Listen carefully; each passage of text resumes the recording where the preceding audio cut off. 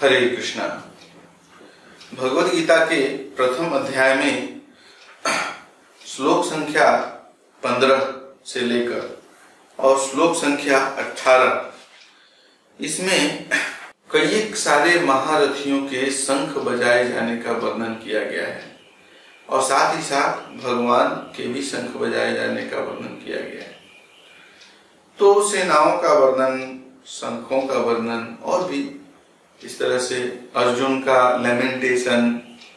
कई बार इसमें क्या गीता का शिक्षा है, इसमें गीता से संबंधित क्या ज्ञान है, और कुछ लोग इस निष्कर्ष पे आते हैं कि भगवद गीता का जो प्रथम अध्याय है वो उतना महत्वपूर्ण नहीं है या इसको पढ़ के हमें कोई लाभ हो नहीं सकता। लेकिन वास्तविकता इससे पूरी ही अलग है। एक्चुअली भगवद गीता का जो प्रथम अध्याय है, पूरे भगवद गीता की तुलना जो है भगवान के शरीर से, दिव्य शरीर से की गई है। और प्रथम अध्याय और दूसरे अध्याय को भगवान का चरण कमल भी बताया गया। तो अगर हम प्रथम अध्याय को इस तरह से उपेक्षित करते हैं तो वास्तव में हम बहुत बड़ी जो है वो गलती कर बैठेंगे। कैसे? एक्चुअली जो भगवान श्री कृष्ण हैं तो उनके बारे में ये बताया जाता है कि जिस प्रकार से भगवान श्री कृष्ण पूजनीय हैं, उनके द्वारा संबंधित, उनसे संबंधित प्रत्येक वस्तु समान रूप से पूजनीय होती है। आराध्यो भगवान ब्रजेश तनयस तद्धाम वृंदावनम, कि जिस प्रकार से भगवान पूजनीय है, उनका धाम भी वृंदावन पूजनीय है। तो इस हिसाब से अगर आप देखेंगे तो एक और श्लोक बताया जाता है कि निर्बंध कृष्ण संबंध है। अगर कोई भी चीज जिसका भगवान कृष्ण से संबंध है, हमें उसका परित्याग नहीं करना चाहिए। तो अगर कोई ये सोच के कि भगवद गीता का पहला अध्याय में क्या ही गीता का ज्ञान है, त्याग कर देते हैं, तो इसके कई सारे रहस्यों से वो चूक जाएंगे, कई सारे रहस्यों को समझने से अनजान रह जाएंगे। ये जो श्लोक है भगवद गीता का 15, 16, 17, 18 ये कुछ इस प्रकार से है। पांचजन्य ऋषिकेशो देवदत्तं धनंजयः पौंड्रं ददमौ महाशंखं भीमकर्मावृकोदर अनंत विजयं राजा कुंती पुत्रो युधिष्ठिरः नकुलः सहदेवश्च सुघोषमणिपुष्पकौ काशयश्च परमेश्वासः शिखंडी च महारथः दृष्टद्युम्नो विराटश्च सात्यकिश्चापराजितः द्रुपदो द्रौपदेयाश्च सर्वशः पृथ्वीपते सौभद्रश्च महाबाहु शंखान् दद्मु पृथक् पृथक्। अब इसमें आप कहेंगे इसमें क्या सीक्रेट है? बहुत बड़ा सीक्रेट है। देखिए, आपने नोटिस किया होगा कि आध्यात्मवादी अलग अलग प्रकार के दर्शन को प्रस्तुत करते हैं।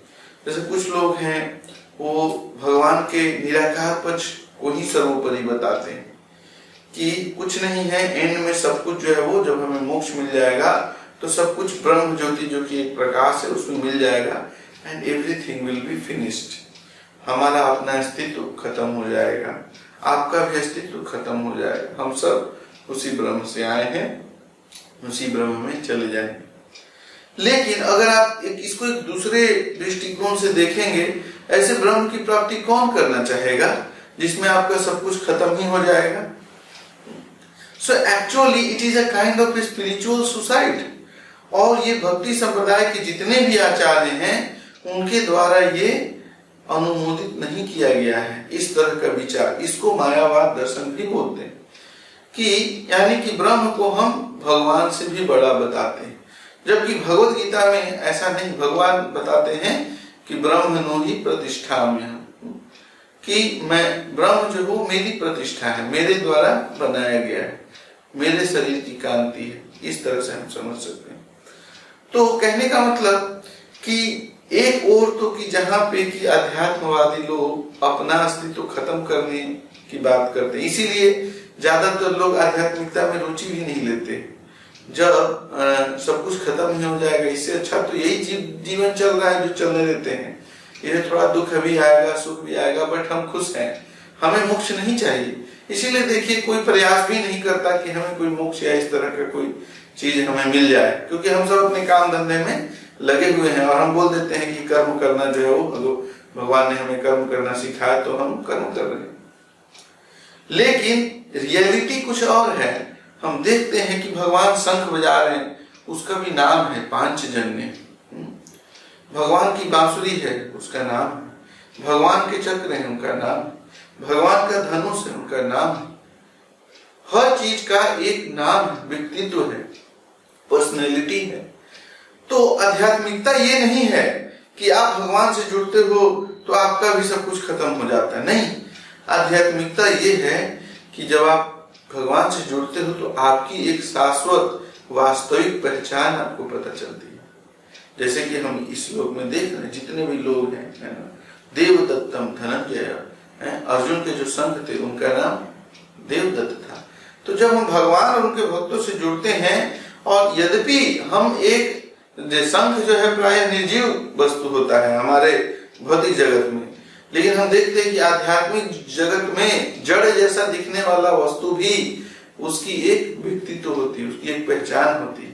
यहाँ पे तो कितने ही शंख बजते हैं, टूट जाते हैं, उसका कोई पहचान नहीं होता, लेकिन भगवान का जो शंख है उसका विशेष नाम है, वही रहेगा। तो ये उसकी पहचान है। यहाँ पे क्या है, हम कभी राष्ट्रपति बनते हैं, अगले दिन मृत्यु हो जाती है, कूड़े के ढेर में फेंक दिया जाता है, जला दिया जाता है, गड्ढे में गाड़ दिया जाता है कि नहीं। तो ये हमारी पहचान के साथ खिलवाड़ हो रहा है। लेकिन आध्यात्मिक जगत में ऐसा नहीं।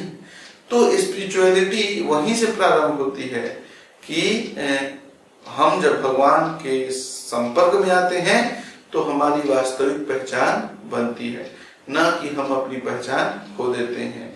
इसीलिए जब हम आध्यात्मिकता को परस्यू करते हैं तो इस प्रकार के निर्विशेष मत रखने वाले लोगों से हमें सावधान रहना चाहिए। चैतन्य महाप्रभु ने हमें सावधान किया है, मायावादी भाष्य सुन ले है सर्वनाश। अगर इस तरह की हम मानसिकता विकसित कर लेंगे तो ये भगवान के चरण कमलों के प्रति बहुत बड़ा अपराध है, और ये आध्यात्मिक सुसाइड करने जैसा है। भौतिक सुसाइड में तो हम अपने एक शरीर को नष्ट करते हैं, लेकिन आध्यात्मिक सुसाइड तो उससे भी बहुत खतरनाक है। हरे कृष्णा।